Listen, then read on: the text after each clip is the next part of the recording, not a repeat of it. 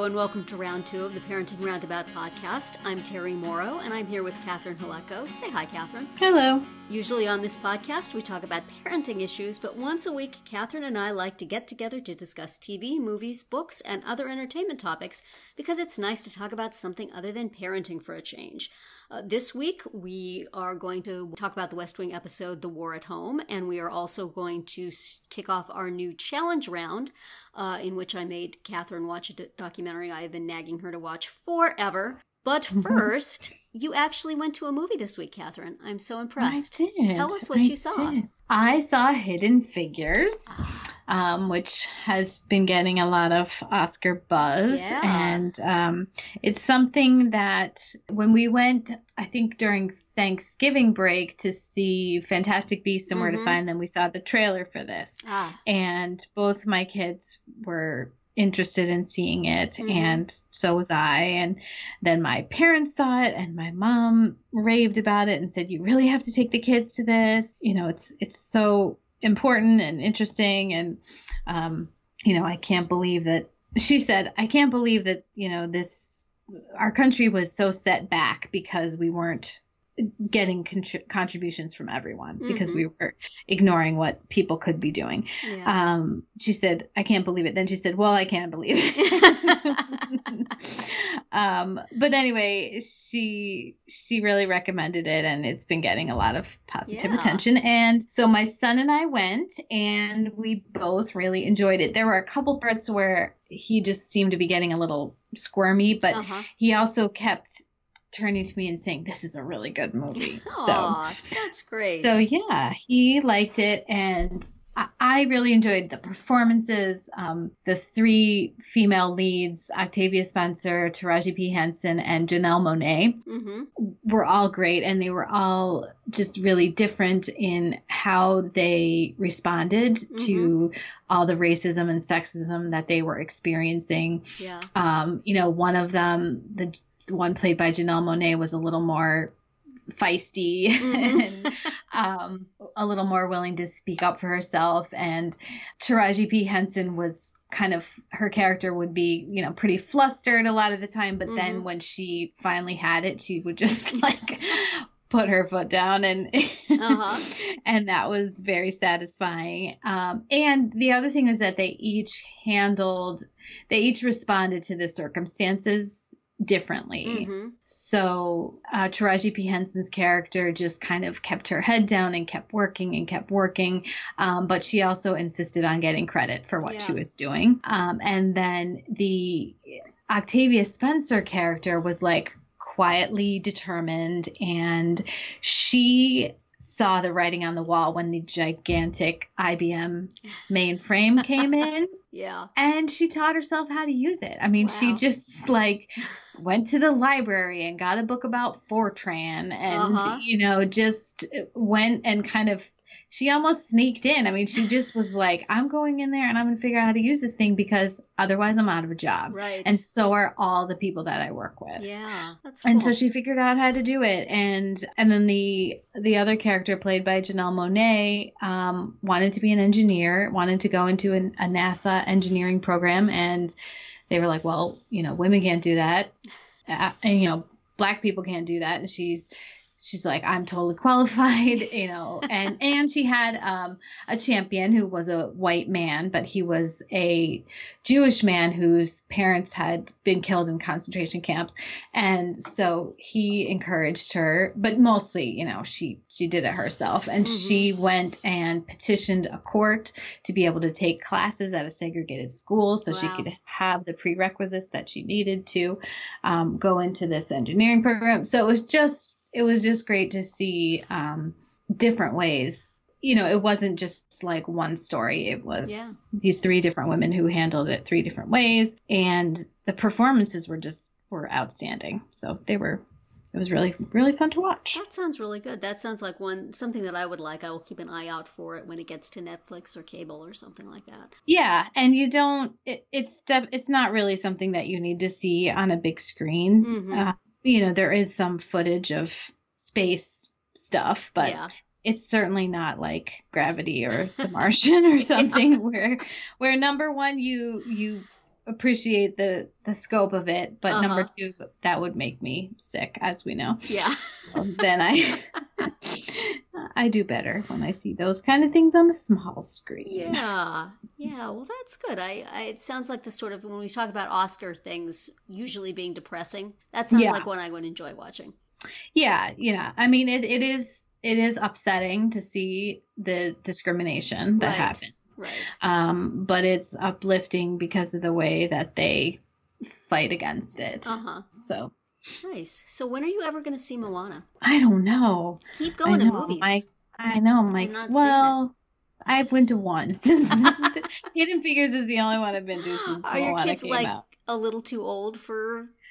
My son actually saw it. Oh, did he? He did see it, and he loved it. Good. And my daughter claims to have watched it on YouTube, and I'm like, oh, that's not okay. You can't do that. That's I'm sure pirated, and that's not a good idea. So anyway, but yes, my son keeps telling me how good it was, so good. He liked it. That is one, but probably nice to see in a theater because the animation in it is very beautiful, especially the ocean scenes. But well, maybe while I'm in North Dakota, I'll be able to go to the movies. Watching scenes of sunny ocean and island will be appealing in North Dakota in January. I think they will. Absolutely. So I do still really want to see that, and I'd love to see La La Land, and I think that would be fun on a big screen. I think you need to see on a big screen, and then we will understand the opening number of the... Yeah, then we'll go back and watch the Golden Globes again. With our newfound cultural understanding. Well, moving on from contemporary film to a very old TV drama, let's talk about where we are at now in the West Wing. This week we watched the episode The War at Home, which, though it is not billed as such, is absolutely part 2 of Bartlet's Third State of the Union. There's no, as they mentioned on the West Wing Weekly podcast also, why was this just not part 1 and 2? It is completely part 1 and 2. It takes off where the other one left off. It finishes the storylines that didn't get finished off in that one. It is in every way a part 2, unless he just wanted to use the title The War at Home so that it could be, allude to Abby and Jed fighting as well as the other things going on. Right. But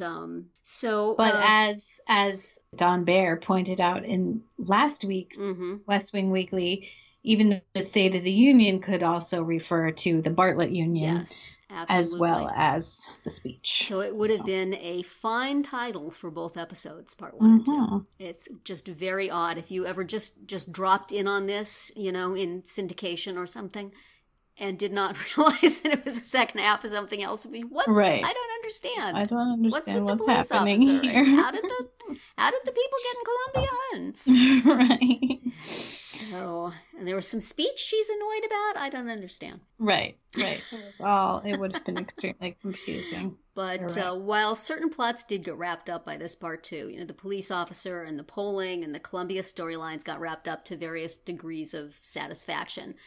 I think it's not a spoiler to say that Jed and Abby argument is not wrapped up. Right. It's going to continue. It's the pot has started boiling on that particular plot line. So, and it is going to get more warlike from here in many ways. But great fights in this episode, boy. Yes. Great scenes. Those two actors got some game, Absolutely. Yeah. And I will say, though, I did worry about the police officer, even though they tried to just wrap that up and stop talking about it. But, putting him on TV, just, with the preparation that CJ gave him, just say this, that's hard. If they're going to bring that up, that's not easy, I think. Yeah, she needs to have sat him down and coached him some. Let's just imagine that happened. That she had somebody rehearsing with him the way they rehearse with the president. Instead of just dismissing him and okay, you'll be fine. Bye. Yeah, just go on the news shows. I'm sure it'll all blow over.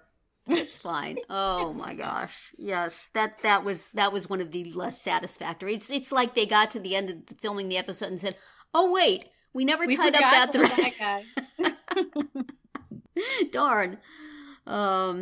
Yeah, that wasn't so great. And the whole Columbia thing was really sad and reinforces, again, the fact that, oh my gosh, would I never want to be president or anyone who has to make any sorts of decisions like that. Right. And possibly Bartlet isn't really all that constitutionally suited to it either. But I thought that the point they made on the West Wing Weekly podcast was very good in that really not so believable that the Columbia president would just do this and not mention he did it at the request of the Americans. Yeah, you know, world leaders just do each other a solid like that all the time. It's okay. I'll take all the political heat. We'll keep you out of it, sir. Right. Perhaps rather like the police officer storyline, that one was tied up a bit conveniently also. Right. Don't ask And we questions. just have to suspend our disbelief on that one. We just need to get that off, shuffle that off the stage. It's done its work. But the polling, I do very much like the little polling thing with Joey using Donna as an example. Yes, that was And wonderful. I think of that now a lot whenever I see polling results and am told that I'm supposed to believe that they say exactly what they appear to say when obviously they don't. Right. And all the different reasons why people might want to say something that's not true or not say something that is. And right, or, you know, you don't know who they asked. That exactly. You know, her point was, if I asked 100 Donna, you know. Yeah. So But, there's so many ways that those kind of things as we have recently had occasion to see. So I thought that was interesting, and I always like Joey. I wish anytime they bring her on, it's a delight to have both that actress and that character, because I think she has such a good perspective on things. As opposed to Josh. Not so much. And then you get the bonus of getting Kenny. Yes, absolutely. And I thought it was interesting, as they were saying on the podcast, about that we also had the translator for the Colombian president, I guess, and that you're hearing those words not from the person themselves, but from the translator. And it's kind of like an interesting remove, and that both translators do it very well. And, but always a pleasure to see Kenny. Hear Kenny, I guess, also. See and hear, yeah. So, moving on, this is our first episode in which we will be doing our challenge round, in which we're going to each come up with entertainment that we have enjoyed that the other one has not yet seen, and then we will force that person to see it, and then we will talk about it on the next episode. So this time I challenged you to see the PBS documentary In the Heights, Chasing Broadway Dreams, which I have personally watched an obsessive number of times, including at least 3 times this week, just because it's something I can enjoy watching again and again. I can have it in the background. I can watch it on my phone. It's just, I find it delightful every single time. And so I am glad. I assume I have finally gotten you to watch it. Yes, I did. You did watch it for your homework this week, and did you enjoy it? I enjoyed it very much. Are you glad you finally got to it? Yes, I am glad that I was forced to watch it. It was a lot of fun. It did remind me a lot of the Hamilton documentary, the Hamil doc, but just even more, you know, fresh faced and youthful.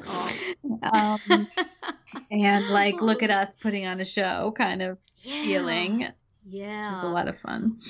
Well, I think the Hamilton documentary might have been more like this had they not already done this one. So I know they said that they wanted to do something different with that one. So it can't just be about putting on a show. It had to bring in a lot of the historical and other voices. So this just, you know, the enthusiasm of Broadway and the thrill of doing something new. And just the way that all the people who were involved were so moved by the opportunity to be on Broadway, to tell the story that was so personal to them, you know, to feel like their voice was being heard for the first time.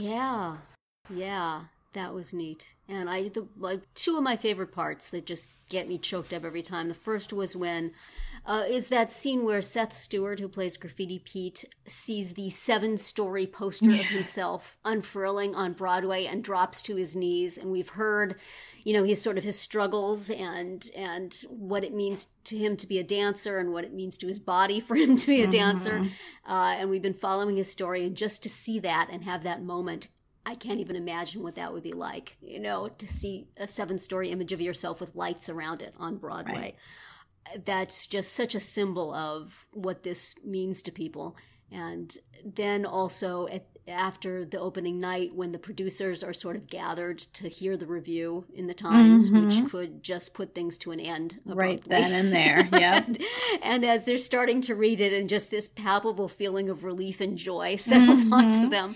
I've gone back and read that review. It was not universally good, but it was certainly good enough to make it a hit. Right. And it was all about Lin-Manuel Miranda and his, the music and his performance and his obvious stardom, and the rest of it. There was some problems with the book, I think, but the music they liked. Right. And so it kicked off. Now we know the next chapter of the story of Hamilton and how much bigger this could get. But, the fact that he had been working on this since he was in college in all sorts of different incarnations, all sorts of different rewrites of everything. And then to have it be a hit, and then to have it win the Tony and all of this is just, it's very heady. And the music and the dancing are fun to watch, the scenes from it and the stories of the people behind it. And then especially just seeing people we've seen in Hamilton when they were so much younger. Right.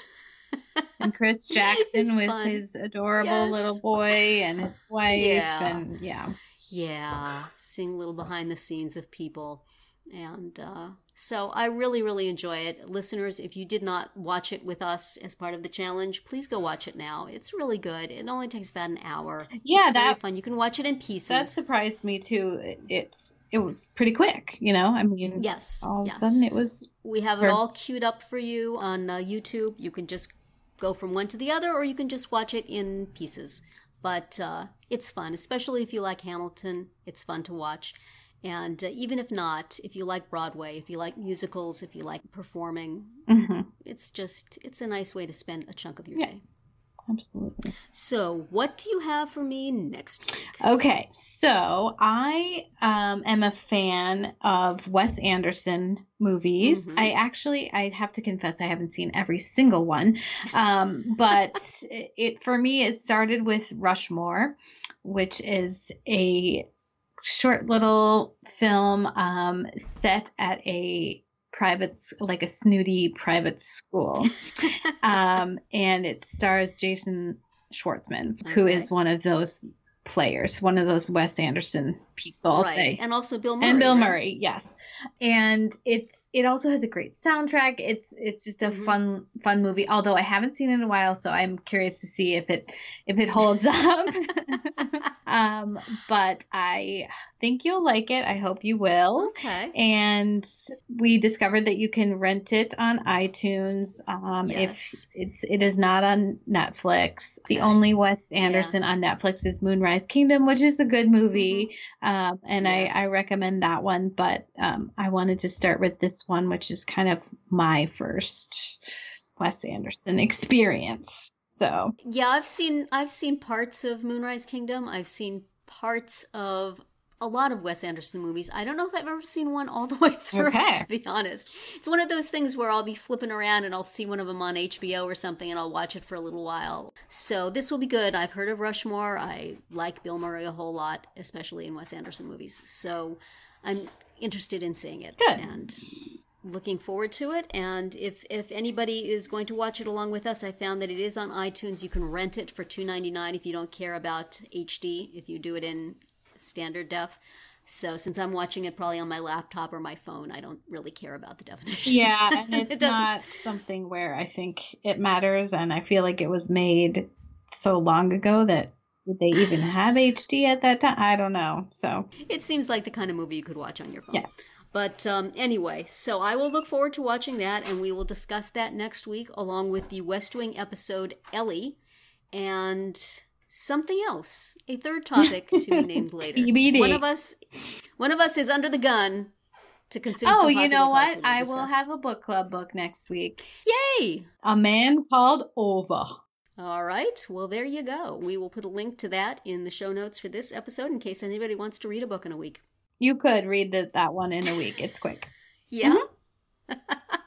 Okay, well, that will be it for this round 2. Please subscribe to our Parenting Roundabout podcast so you won't miss any of our episodes, including our daily speed rounds and weekly group chats. As always, you can find recaps, links, and an opportunity to comment on our website at parentingroundabout.com. Goodbye, Catherine. Bye, Terri. Goodbye, everybody.